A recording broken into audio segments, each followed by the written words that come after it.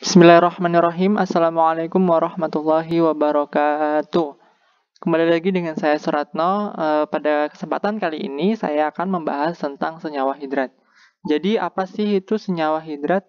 Jadi senyawa hidrat itu adalah senyawa kimia yang mengandung molekul air yang biasanya dapat dihilangkan dengan pemanasan.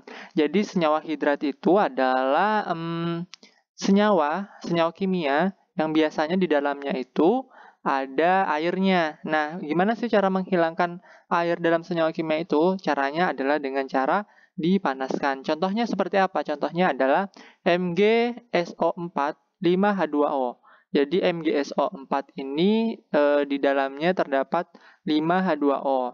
Nah, ketika MgSO4 5H2O ini dipanaskan, maka akan terurai menjadi MgSO4 plus 5H2O. Jadi, air ini akan terpisah dari MgSO4. Kemudian contoh keduanya adalah CaSO4 2H2O. Kemudian yang ketiga adalah CuSO4 5H2O. Dan masih banyak lagi contoh-contoh lainnya. Kemudian, apa saja sih, hitungan apa aja sih yang akan dihitung dalam materi senyawa hidrat ini? Jadi yang dihitung dalam materi ini itu hanya satu, yaitu jumlah molekul air yang terikat dalam hidrat tersebut. Jadi yang akan kita tentukan nanti berapa sih jumlah molekul air yang terikat dalam senyawa kimia. Misalnya H2O yang terikat dalam MgSO4 itu ada berapa sih? Nah, jumlah molekul yang dimaksud adalah angka yang berada di bawah sebelah kiri H2O ini. Misalnya 5. 5 adalah jumlah molekul H2O yang terikat pada MgSO4. Seperti itu.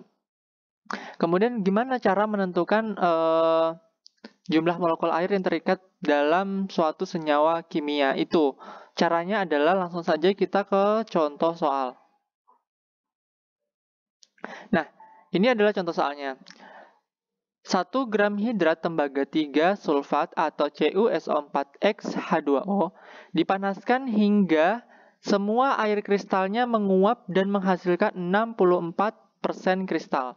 Tentukan rumus lengkap hidrat tersebut. Nah, maksudnya adalah rumus hidrat maksudnya adalah koefisien dari H2O ini.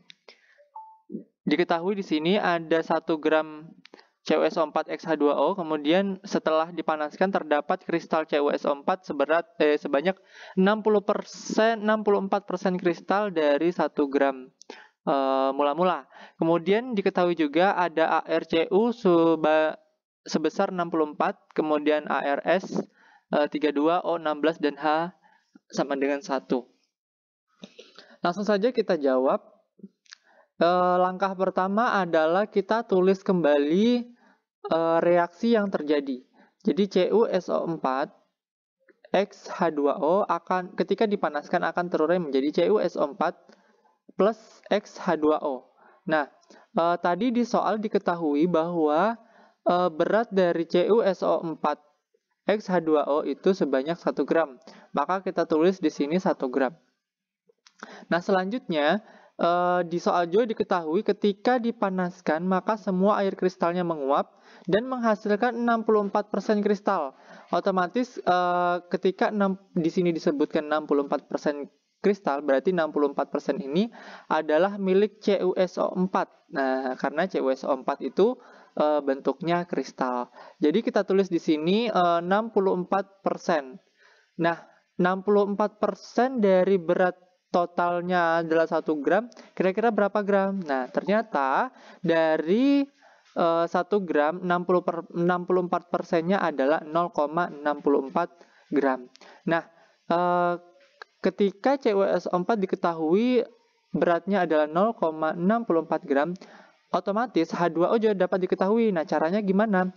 Cara mengetahui berat air atau massa air itu yaitu 1 gram dikurang 0,64 gram. Nah, di sini 1 dikurang 0,64 gram, hasilnya adalah 0,36 gram. Oke. Nah, setelah kita ketahui massa dari masing-masing senyawa ini, maka kita akan mencari molnya, mol dari masing-masing senyawa. Yang pertama adalah mol CuSO4. Nah, rumus dari mol itu sendiri adalah massa per mR atau gram per mR. Jadi, kita masukkan gram dari CuSO4 atau massa dari CuSO4 yaitu 0,64 gram. Kita masukkan di sini 0,64 gram. Kemudian berapa sih mR dari CuSO4? Nah, kita dapat mengetahui mR CuSO4 melalui AR yang diketahui di soal tadi. Nah, ini kita bisa mengetahui mR dari suatu senyawa dari AR ini. Kita tinggal menjumlah saja. Jadi mR CuSO4 berarti ArCu sama dengan 64, kemudian ARS adalah 32, kemudian ada ARO adalah 16 dikalikan dengan 4 karena O di sini sebanyak 4.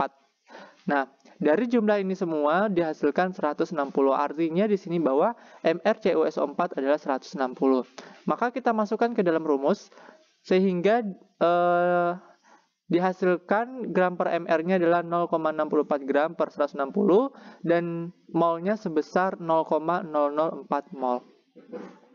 Kemudian mol H2O.